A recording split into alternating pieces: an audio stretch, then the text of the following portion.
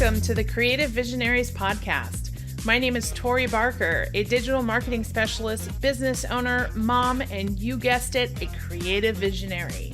This podcast is about inspiring business owners, building connections, sharing success stories, and motivating others. Join me on this journey as we tap into your true potential and unleash your inner visionary.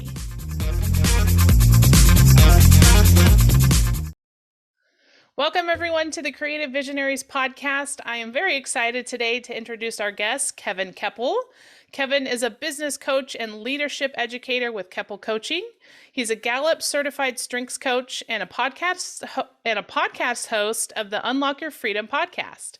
Kevin helps business owners and executives be more without making them feel like less.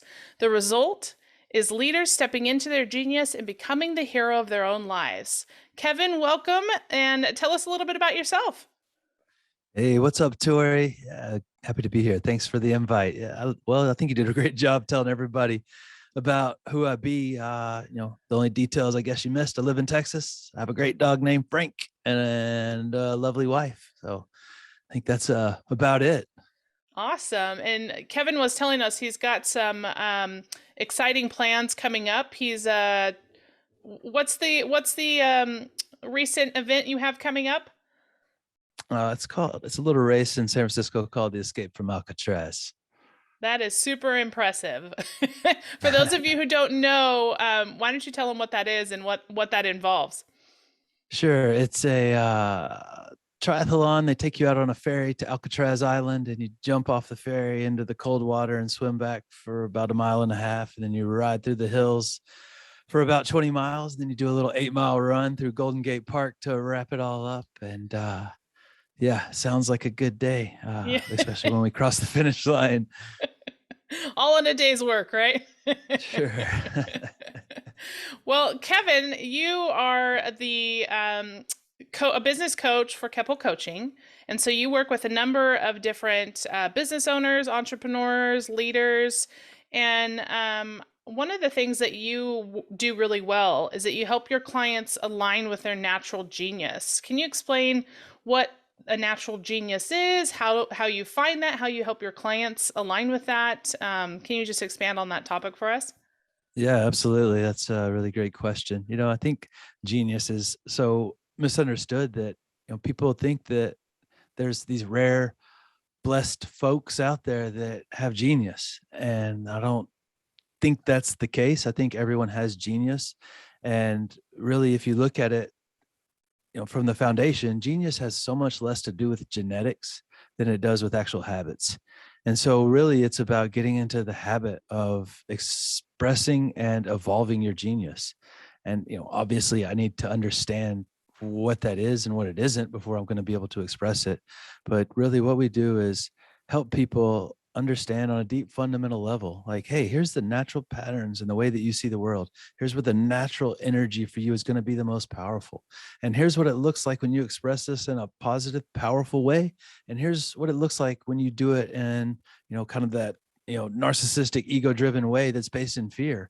And, that's a really heavy word, narcissistic ego. It doesn't mean you're malicious when you're coming from that place. It means you're a human being living on planet Earth, because there's so many things designed to, tell us to go get what we're not, or to be this and to be that, and to make it about ourselves. And yeah, it's very important that we understand who we are and where we're coming from, but we need to do that in an effort to understand how we can use these special gifts and talents and abilities that we have, how we can use these in a continually better way to serve other people.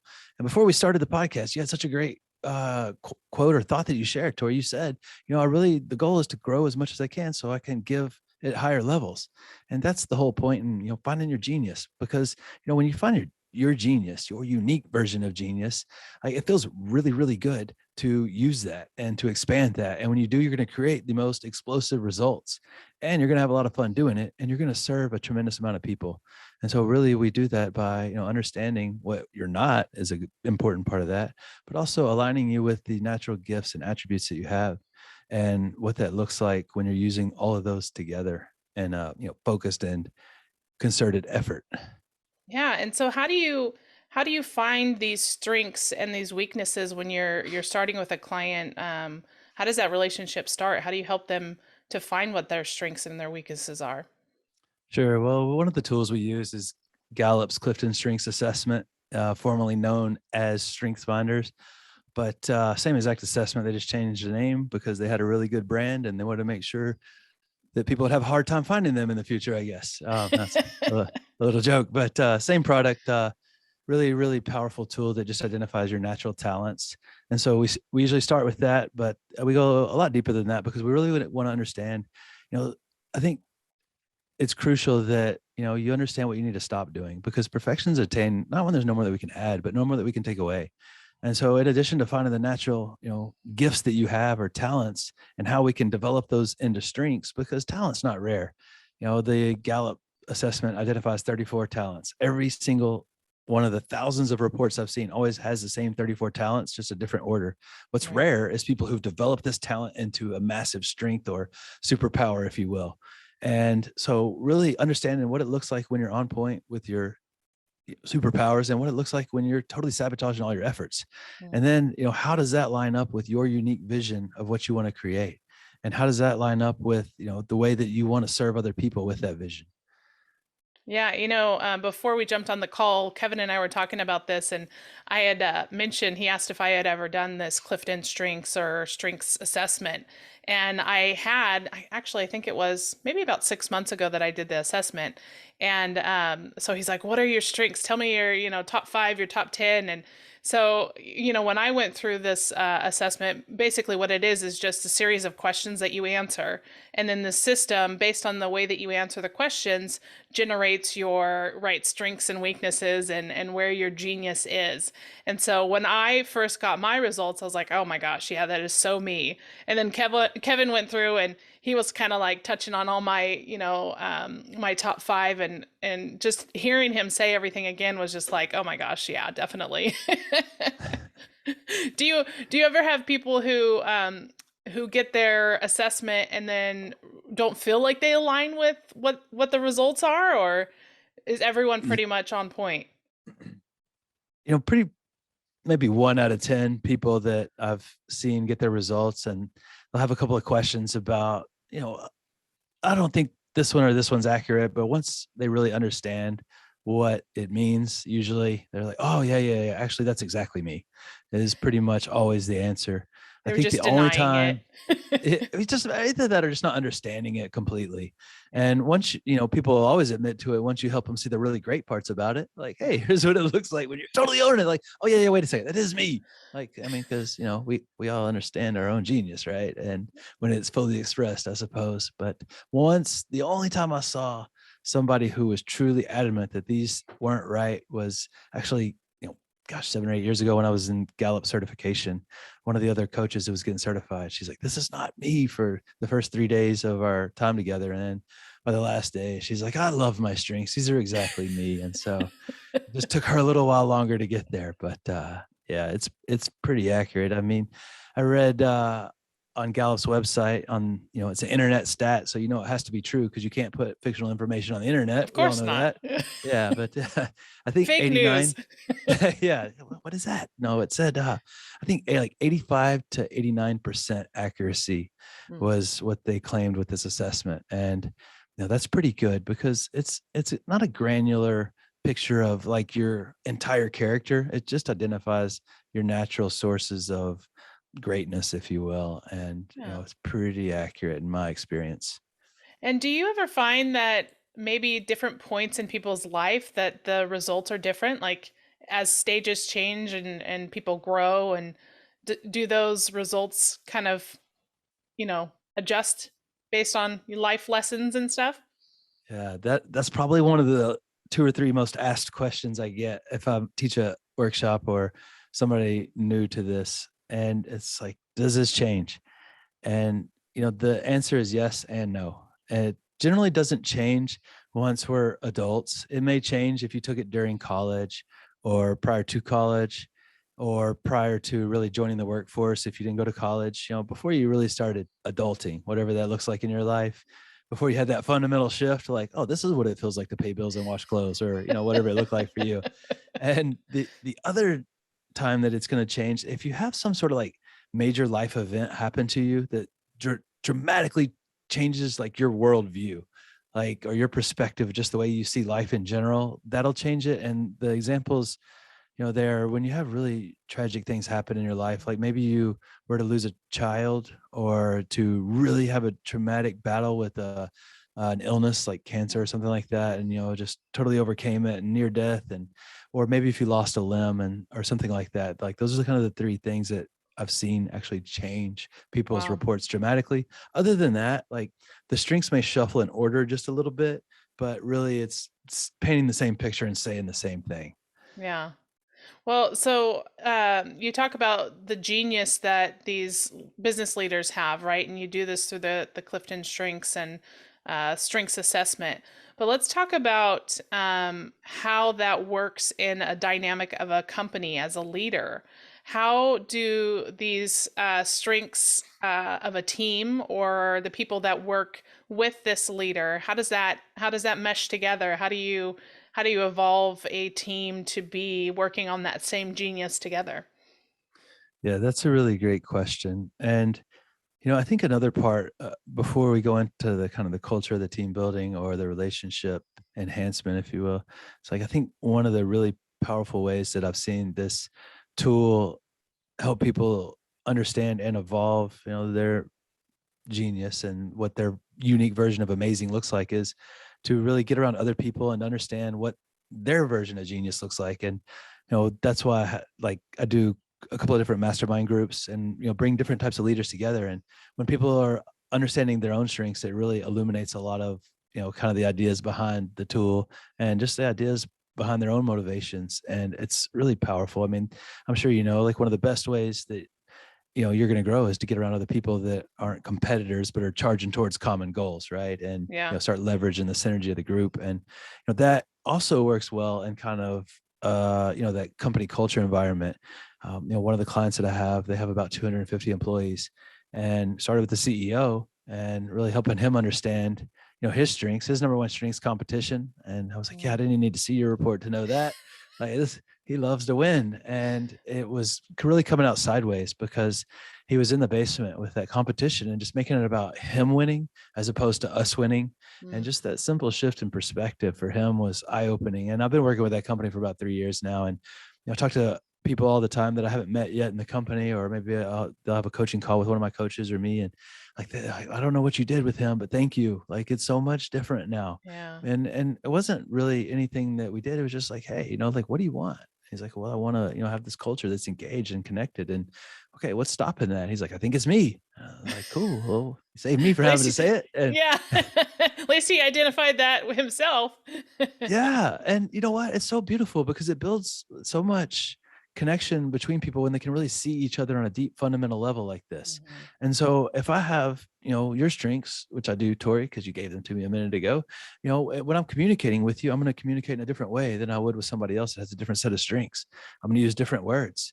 And, like with you, I'm always going to use the word learn, because you love to learn. Like what do we need to learn about this to get better? Yeah. And it's not manipulation at all. It's just filtering the words you say back to me through your strengths, Mhm. because I have different strengths and I'm going to see things differently. But if I had your strengths, it's very easy for me to drop myself into your perspective before we connect or before I try to communicate with you, even if it's just email. And, like I see that you have focus, number 5 strength, right? Very powerful strength. And if you, come across as like you're ignoring me, I know that's probably not the case. It's just that you're like hyper focused on whatever it is you're focused on. And that's not personal to me. Well, we'll tell my family that's a strength. I always have my kids trying to get my attention, and I'm like, "What? Huh? Huh?" And they're like, "Are did you hear me?" That's pretty funny because, like that sounds very familiar to my house. My wife's the same way. She's like hyper focused on whatever she's focused on, but it can almost come across as aloofness. And it's not. It's because like I'm so intensely focused on whatever it is I'm Mhm. focused on, which is, pretty powerful in its own right. Yeah, that's awesome. At least we have an understanding for what's happening in that moment, right? Yeah. So let's talk about connecting people to their vision as leaders. So they've identified their strengths, they're working with their team to align, and they have this vision as a leader. How do they portray that? How do you coach your clients to get their vision across, and maybe even thinking about the strengths that they've kind of assessed with their team, how they match each of individuals' strengths and genius to get their vision across as a leader? Can you talk about that? Sure. The strengths are really cool because the strengths are your natural sources of energy.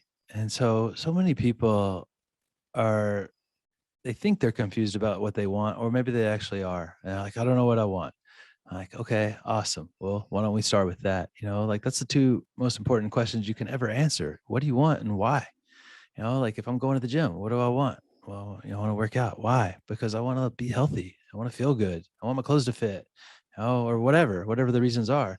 And that's really powerful. But when it comes to professional questions like that, people get a little bit hesitant because they think they got to pick like the biggest, purpose in the world. Mm.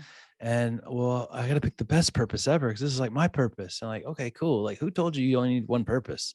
For Yeah. one, like, oh my gosh, like that was like the biggest aha, and it seems so like simple now that I look back. But I don't know. Galileo said it. He's like, all truths are easy to understand once they are discovered. It's like, yeah, of course the world is round. Duh, right? Like most of the people know that now.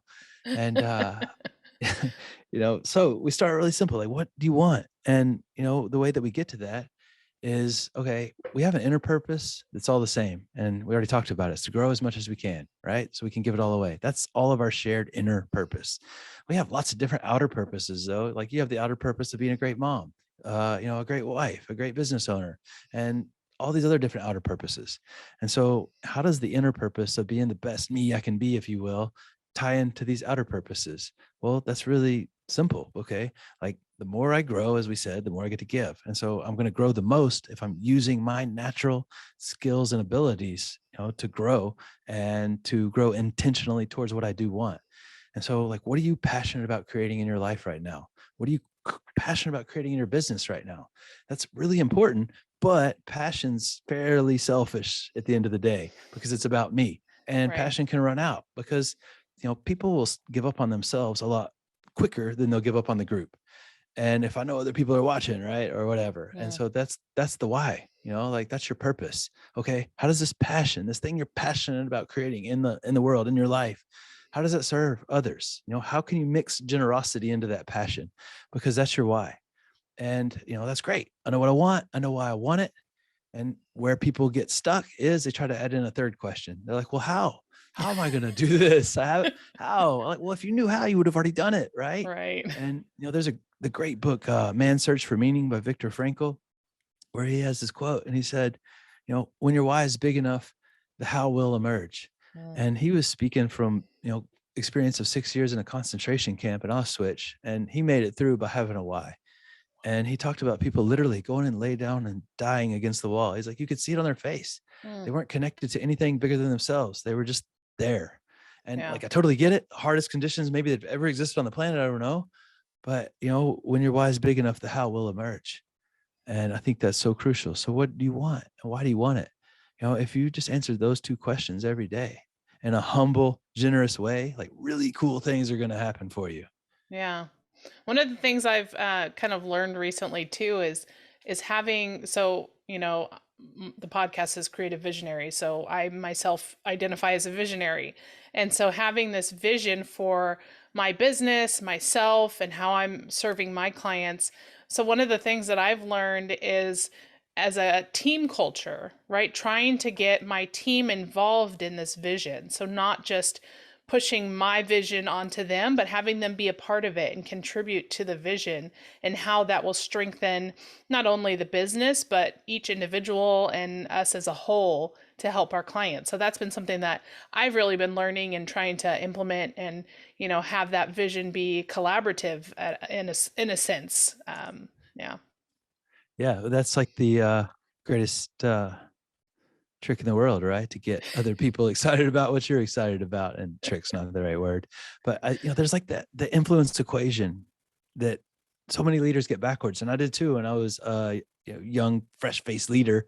I had no idea how to lead people. My example wasn't very good. He screamed profanity at us and constantly. And he was just really unhappy guy, and he was really hurting. And he shared that with us in really negative ways. And it's like, well, that's not how I want to lead. I don't want to make people feel terrible. I definitely know that much. Yeah. And really, he was just working the influence equation backwards. And he was trying to share the vision without having grown any trust or any connection first. And so that's kind of the influence equation, if you will, right? Trust, connection, then vision. Because if I trust you, then I'll feel safe to be vulnerable around you, and then I'll feel connected to you and connected to your purpose and connected to what's important to you. And that's when I want to co-create your vision, when I'm Hmm. connected to you and not trust you and I feel safe. Because if I don't feel safe, like nothing creative is going to happen, because I'm Yeah. just trying to survive. And so it's so crucial that we allow ourselves to be vulnerable. And I'm not like saying showing up crying on the floor and falling apart, but like, hey, you know what? Like I don't know. Like that's Yeah. an appropriate answer sometimes as a leader. And like it's not, like it took me 30 years to learn how to say that and mean it. But you know what? Like, oh my gosh, that's so powerful. Yeah. And another really brilliant mind, Steve Jobs, right? What did he say? He said, we don't hire smart people so we can tell them what to do. We hire them so they can tell us what to do. Yeah. And like, dude, if you got to be the smartest guy in the room or smartest girl in the room, like that's a very dangerous, because you're setting the bar very low in a lot of areas that you're not talented in. Like if Yeah. I got to be the best guy in the room at Excel, like, oh my gosh, we're all in trouble. Oh yeah. I always kind of refer back to this where, you don't want to be the smartest person in the room, because then where do you go from there, right? And if you surround yourself by people who are just as smart as you, smarter than you, and who can teach you, then you're all going to elevate and grow at the same time. So I always try to make sure I'm not the smartest person in the room. And I think that's, it takes a large degree of humility to do that. And that's why I couldn't say I don't know until I was 30. I didn't possess humility. I always had to know, I had to be right. And I knew very little. And, that's probably the most dangerous stuff right there, is the stuff you think that just ain't so. And, you just go out acting like it's a law. And, you're going to have a lot of trouble getting powerful people to follow you, because they can see through that. And instead of collecting actual champions and being a leader of leaders, you're going to collect a bunch of followers. And Yeah. that's just not a powerful way to move forward, because everybody has the capacity to lead. Yeah, I agree. Definitely. I come from a sports background, so I played collegiate softball, and so leadership has always been kind of ingrained in athletics for me, and so that's kind of where I feel like I learned a lot of my leadership skills, is being the captain of a coach and leading a team, and I always try to weave that into my business and my personal life, and how the lessons that I learned early on in my childhood and young adult life, those leadership skills, and apply those to every facet of my life that I can moving forward, because it's such a huge strength to possess, and a powerful strength that you need to be careful of how you use your strength. Oh my gosh, absolutely. And don't wait for permission to be a leader. Everybody is a leader at some point, even if it's just you're leading. Somebody is watching you, whether it's holding the door open at a store, picking up trash when people aren't looking, or just being very intentional about being kind more than you're right. Like I don't ever walk away from people excited about how right they were, but I do walk away from people who are really kind. Like, man, like Tori was really kind. I really enjoyed connecting with her. Like Yeah. that's the kind of relationships that I'm looking for, not for somebody who wears that badge of rightness. Definitely. So, I don't know if we've kind of touched on this, but I want to talk a little bit about how you develop a powerful culture within a company, and maybe just kind of a thought before you answer. How does this whole new dynamic in business, being virtual, how does that affect the culture of companies, and has it changed how people lead?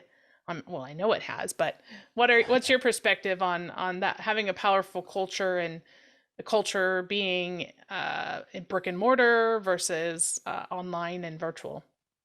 Yeah, I think that's such an important question right now, because so many people are working in an environment they've never been in before. And I mean, leadership gets lonely sometimes. Being an employee in a company gets lonely. Everybody gets lonely.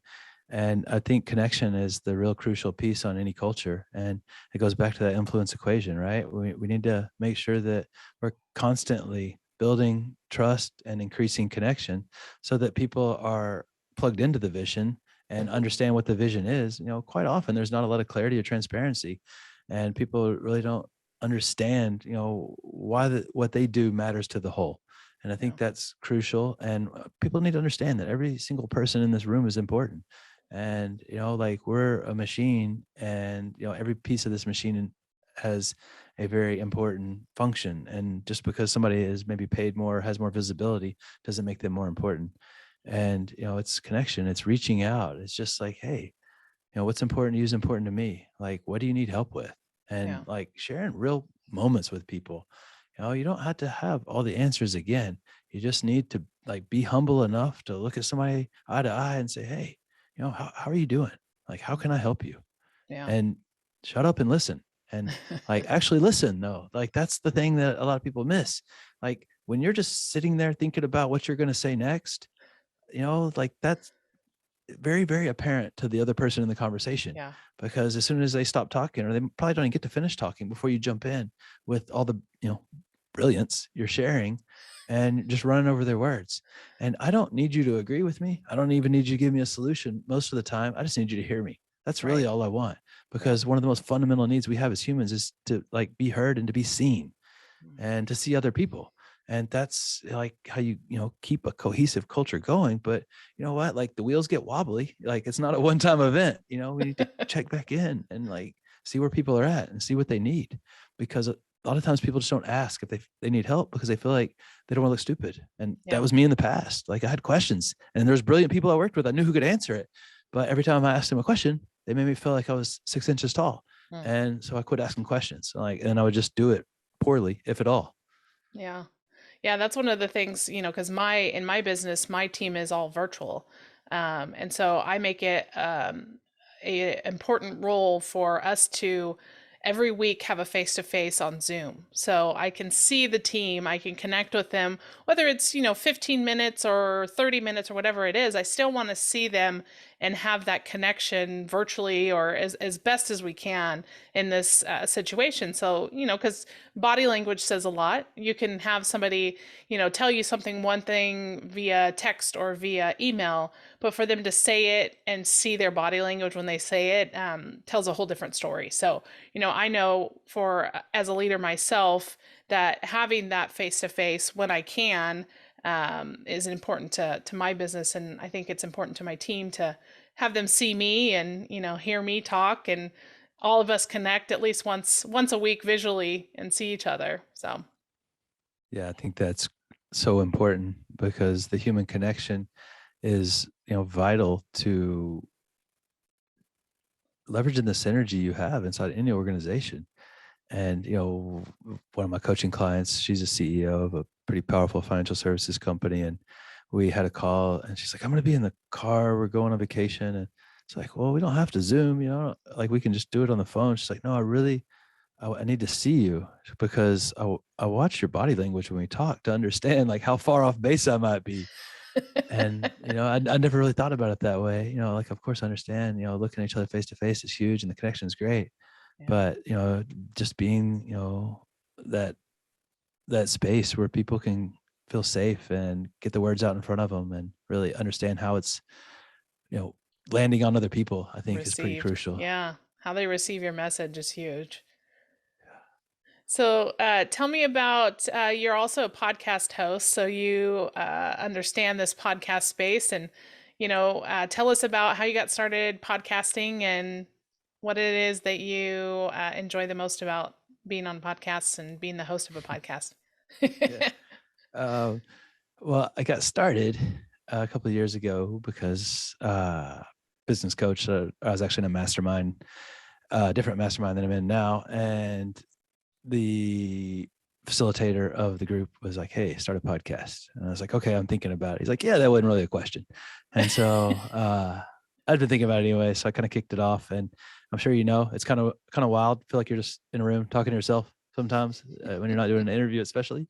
Yeah. And yeah, but I actually love getting to do it, for one, it's, my podcast. I can do whatever I want, right? And I get to have whoever I want on there, and get to choose. And like you, I'm really intentional about who comes on there. Like I really want, it's people like you that are inspired, visionary leaders that have a servant heart, really want to help other people, and definitely have to have humility. It's Mhm. definitely part of the price of admission, because if there's no humility, there's definitely not a burning desire to grow, because you've kind of already arrived in your mind.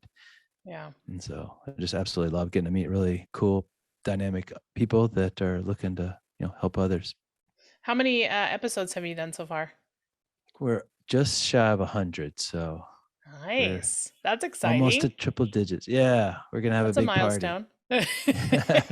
Yeah, no, I'm pumped. It's really cool. I'm So grateful. who have been some of your favorite interviews? I know everyone's a good guest, but anyone that has stood out to you that really inspired you and maybe kind of changed your perspective or, made you think about something differently. Yeah, I mean, again, I'm so intentional about who comes on. I get to be really picky, right? And I get to like pick, my friends, so to speak, which is cool. And I I really love being inspired, right? Who doesn't like feeling that way? And I just, even recently, not limited to these two, of course, these are just off the top of my head, but I've had so many great people I've been blessed to interview. But probably one of my favorites was one of my clients. He's a CEO. His name's Josh, and he just shared about how he built his company up to $20 million. And he's such a humble guy, and he's so powerful at the same time. It was just really fun to get to see him in a different space and to get to interview him, because it kind of made him uncomfortable. He's like, I'm not a good speaker. He always says that, but he's like, he's always speaking, and he's really good at it. And Yeah. so, but it was really cool to get to see just different pieces of him, and hear how he thinks, and about himself, and Hmm. that professional light. Because when we're working together, we talk about, how he sees himself, of course, but it's more about, with regards to culture and strengths and growing his business and all that, and not like some of the things he shared on the podcast. So it was just pretty enlightening to get a completely different view of somebody that I know pretty intimately. Yeah. And then, recently I had a couple of really cool guests. I had a guy named Di Manuel who was great, and he was just like a really big guy, he's really good shape, really good looking, and just like really humble and kind. And it's, like it's really cool to get to meet, people that you never ever would have met before. And he was Yeah. just like, a dad and a husband, and this really dynamic guy, and he was just all heart, and it was really cool. I'm like, man, like just somebody I could be buddies with. Yeah. And just very humbling to see powerful people that approach the world with so much care and sensitivity. And yeah, those are just a couple of the favorites that I had recently. And then I interviewed a really cool mom last week who hasn't come out yet. She lives in France, and she was talking about, branding and all the good stuff that goes with that. But it was really cool just to hear from her about how she was going to go ride her bike to the beach on Mother's Day, which was last weekend in Europe. And just how excited she was about that. And just, everybody's doing the same thing, just in different corners of the world. And I think Yeah. that's always fun to get to see how other people do what they do and live the life they live. Yeah. One of the things I love so much about podcasting is being able to share other people's stories. Someone Yeah. who doesn't know this person can kind of get perspective and insight and, not only learn about them in a business sense, but personally and find motivation and inspiration from somebody they may not have thought of. And so I get to be the person to share that story. And so that's humbling for me and exciting to be a part of. That's a really good point. Like podcasting and listening to podcasts is really powerful, because you get, you know, the company of people you may never get to meet, like just throwing the most popular out, right? Joe Rogan, right? Like chances are I won't ever hang out with him, but you know what? Like I get to hear how he thinks a lot, and he's a lot different than I would have guessed. Like, I knew him, or from like news radio, if you even know what that is, back in like the 80s or 90s, whenever that was on TV. He was like the witty handyman who like came in with funny things. And now he's this super successful podcast host, and he's just a really sensitive, powerful, humble guy. And it's interesting to hear him just talk to his friends and hang out. And Yeah. I appreciate how many different perspectives he brings, and quite often his perspective is different from mine. But it's really interesting just to hear, that like we're all doing the same thing, and it feels so personal to us, but it's usually universal, the Yeah. feelings and emotions we have. Absolutely. I completely agree. Well, Kevin, it's been wonderful talking to you. Thank you for sharing your genius with us. And how can my audience get in touch with you? How can you help them? And where would you like people to connect with you? Sure, you can find me on the grams, on Instagram at Kevin Kepple, or you can go to kevinkepple.us if you want to connect. And if you got any questions or anything like that, we love to make new friends. So come check us out. Say hi. Awesome. It's been so nice connecting with you, and I know that we're going to continue, to be friends and build this relationship together. And I just want to thank you again for being a guest on the podcast. And I hope everyone found some gems and some inspiration in here. And if you need some help, please reach out to Kevin. Thanks, Tori. Thanks, you guys. Have a powerful day. Thanks so much for listening to the Creative Visionaries podcast. If you've enjoyed this episode, make sure you subscribe, leave us a review, or share with a friend. Also, make sure to visit us online at creativevisionariespodcast.com. You can also follow us on Facebook, Instagram, or LinkedIn. And stay tuned for more episodes to come. And remember, it's time to tap into your true potential and unleash your inner visionary.